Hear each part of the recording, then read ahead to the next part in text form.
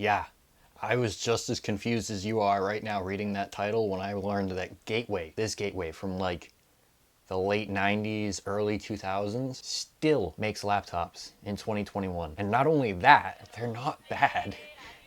They're actually pretty decent. And I've got one of them right here, and let's take a look at what makes this such an interesting laptop. Let's begin. So first of all, I want to start and say that this isn't the only laptop that Gateway makes. I know they make an 11-inch like Chromebook competitor. They make a 14-inch with the same specs as the 11-inch. They make this 14-inch. They make a 15-inch. They make like a gaming laptop, something like that. Like they've got a lot of bases covered right now, and that's pretty interesting considering how many times have you thought of Gateway in the past decade? Probably about as many times as you might be able to count on one hand. But yet here they are, 2021. And they're still kicking. So this model that I have is their ultra slim 14-inch. Yes, that's the name of the laptop. It's not only an adjective to describe it, it's also the name. The ultra slim 14-inch. And it comes in at least two colors. It comes in a black and then this blue. I don't know what it is about this blue, but I really like it. I don't know what it is, but it looks nice. And the specs of my model here are not something that you would put together with Gateway. Powering this laptop is an 11th gen Intel Core i5 1135G7 2.4 gigahertz. It is quad core 8 thread. 16 gigabytes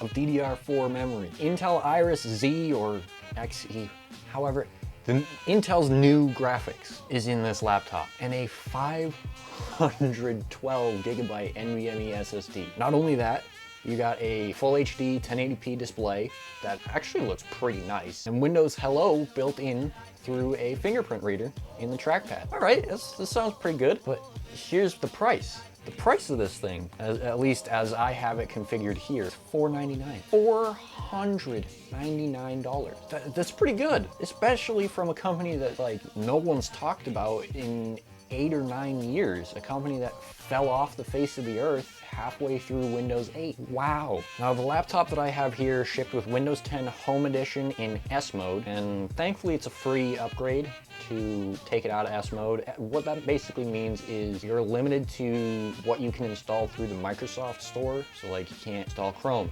you can't install Steam, like that kind of stuff. So the free upgrade out of S mode is very welcome. I did that immediately after setting this up. And recently, this has been my main testing computer for Windows 11. You may have seen it in the background of a couple of my Windows 11 preview videos. This thing's kind of a shock to the system. Again, because when's the last time you thought of Gateway? When's the last time you had any thought that could remotely be linked to Gateway? 5, 6, 10 years ago? It's been a long time since Gateway's been relevant, and I think this might be where they start coming back. So let's talk numbers. Everyone likes numbers, right? Geekbench 4, this thing scores 5698 single core and 16589 multi-core. Geekbench 5, we get 1311 single and 4021 multi. That's up there with a lot of the machines that I have. Cinebench R15, 612 CB. Cinebench R20 is 1473. This thing's not bad. Like for what you're getting, for the price and the specs, like this is pretty hard to beat. Now, there are some things that I'm not exactly a fan of. The trackpad and the palm rejection with the keyboard, it kind of sucks when you're playing games, and we'll talk about that in a couple minutes. So you have to like move your finger on the trackpad and then press keys and like not take your finger off the trackpad to do them both at the same time. Kind of blows, but just get a mouse. The display, while 1080p and really nice. Have you ever seen a display that looks like it should have a touchscreen but doesn't? This screen is that screen for me if I've ever seen one, because on the edge of it, it's kind of got like that 2.5D kind of curve to it, like most phones have nowadays. Not like Galaxy S8, S9 kind of curve, but you know, like iPhone, anything from 6 to 11, right? Like how it just kind of curves and then meets the metal, and that just kind of makes me want to like, you know, reach up and like put my hand on the side of the screen and start scrolling, and that's not something you can do. The I/O on it isn't bad for 2021, but I have a couple, not complaints, just things I would have liked to see. We have power input, 2 USB 3 Type A ports, a full-size HDMI out, a USB Type C, good old headphone jack if you're still into that kind of thing, and a micro SD card reader. My only complaint with this is I would have liked to see a little bit more Type C. Not so much in place of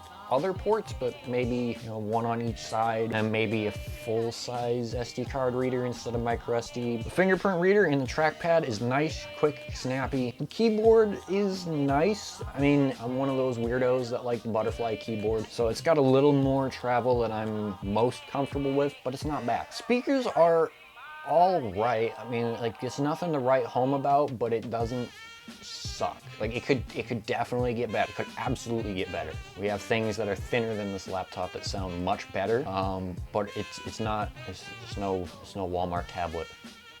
That thing sucks.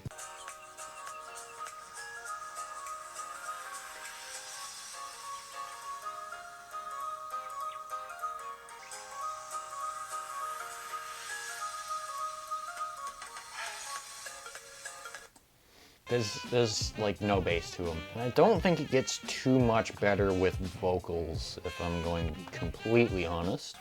And then in here we have, what's the name of this? Like, do Xbox controllers have names, or are they just Xbox controllers? It's serviceable.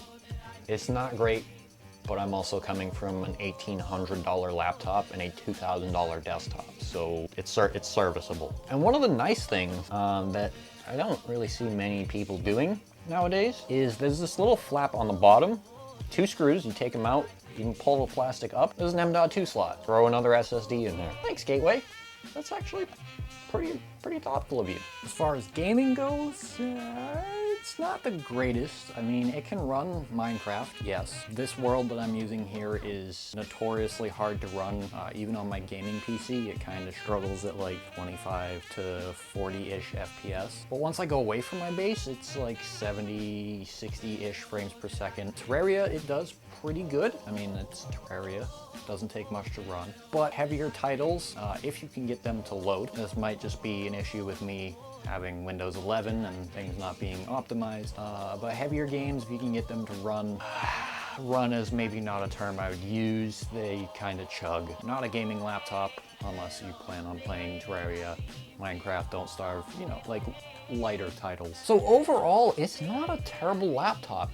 Honestly, it's to the point where I recommend this to customers that come in for laptops at Walmart pretty frequently. Now, I mean, it's Gateway, so like you kind of have to reassure people like, oh, that's still around? And, you know, the transaction usually goes a little something like this. Hey, I'm looking for a laptop. Do you have any suggestions on what I should get? All right, well, we've got a couple things. One I'm gonna recommend you, but you have to promise not to laugh. Oh, okay, I promise not to laugh. So I have this laptop, and it's from Gateway. Gateway, yeah, remember big cow print box from like the late 90s, early 2000s? Yeah, that Gateway.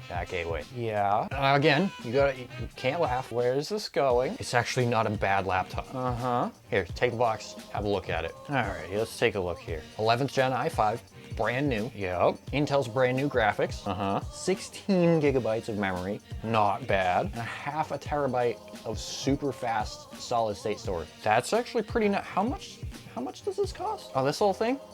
$500. 500 bucks. Yeah, 500 bucks for these specs, for all that. I'll take it. Alrighty, take that back, and I'll check you out over here. Like, it's not a bad laptop. I mean, we don't get them in super often, but when we get them in, they're usually in the cage for like 3 days at most. At most. Obviously, the lower end ones are in there longer because I tend to not point people to those. I send them to this because this is a stupid deal for 500 bucks. But we really can't keep these things in the cage. I send them out pretty frequently. So yes, Gateway does, in fact, make laptops in 2021. And no, they don't suck. They're actually pretty good. So I'm gonna leave them linked in the description below. I'm gonna try to find as many as I can. They have like a $200 like 2-in-1 convertible Chromebook type deal. They have a 14-inch laptop with the same specs as that one. They have this one.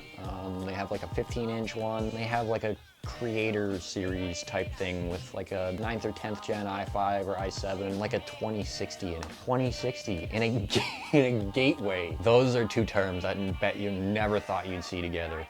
Gateway and RTX 2060. So again, I'm gonna have them in the description below if you want to check them out. And yeah, Gateway is back. And from the looks of it, they're back with a vengeance. I'm really interested to see where this is gonna go over the next couple generations of this laptop. I hope you guys enjoyed. If you did, be sure to leave a like, subscribe, leave a comment. Did you ever think that you would hear from Gateway ever again? Let me know, and I will see you guys in the next video. Take care.